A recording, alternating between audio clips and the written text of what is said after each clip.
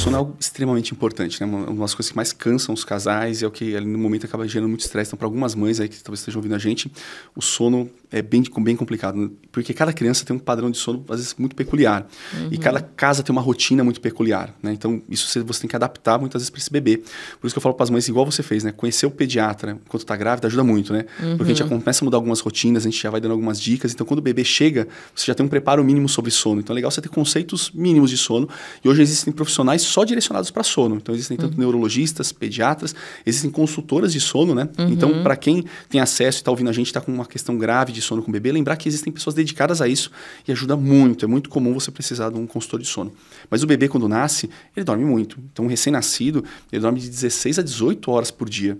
Não de uma vez só, né? Ele vai picando o sono dele, mas ele tem um período de sono muito longo, né? Então, isso é muito comum, às vezes os pais estranharem.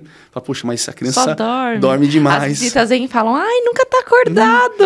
E quer acordar a criança. Ai, que ódio. E aí é maravilhoso, né? Porque a criança tem esse período de sono. Então, geralmente, ela faz sonos curtos. Então, você tem que adaptar uma criança que dorme E essa acho que é a grande questão do sono, né? Então, você está pegando uma criança que acabou de chegar, um membro novo da família, que dorme de 16 a 18 horas por dia, versus pais que dormem de 6 a 8 horas por noite. Né? Então, a criança tem um ciclo de sono super curto, recém-nascido, de 30 minutos. O que é o ciclo de sono? É o período que eu preciso para fazer um sono completo, que eu passo por todas as fases, pelo sono REM, o sono reparador. Num adulto, o nosso ciclo de sono é por volta de 1h30.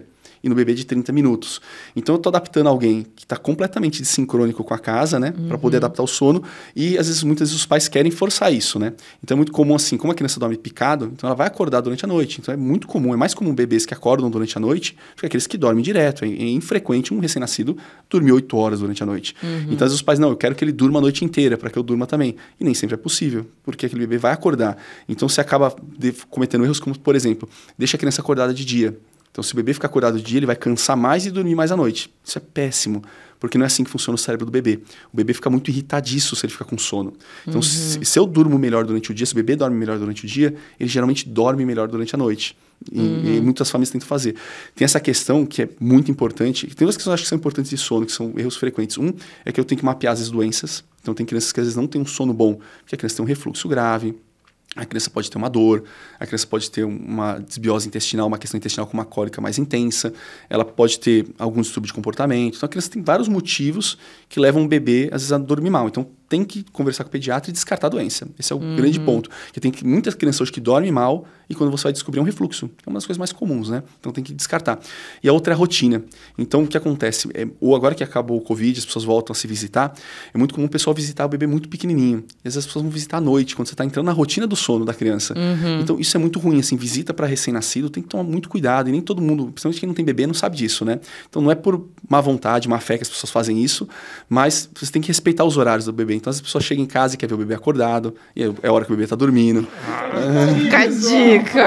Então, às vezes a pessoa chega no horário da noite, que é aquele horário que a mãe e o pai vai fazer a rotina de sono, por exemplo, colocar no banho, por exemplo, fazer uma chantala, colocar a música para o bebê, para que o bebê comece a aprofundar o sono, e a pessoa chega esse horário. E a pessoa chega no horário da rotina do sono, e a pessoa fica até meia-noite na sua casa e quer curtir o bebê.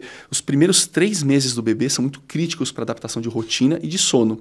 Então é importante ter uma rotina, é lógico, não dá para ser completamente escravo de uma rotina, às vezes, do bebê, porque às vezes os pais trabalham em horário diferente, às vezes o pai chega no horário, a mãe chega em outro. Então a casa vai se adaptando. Mas se eu crio uma rotina, para o cérebro do recém-nascido, é muito melhor, porque ele se organiza.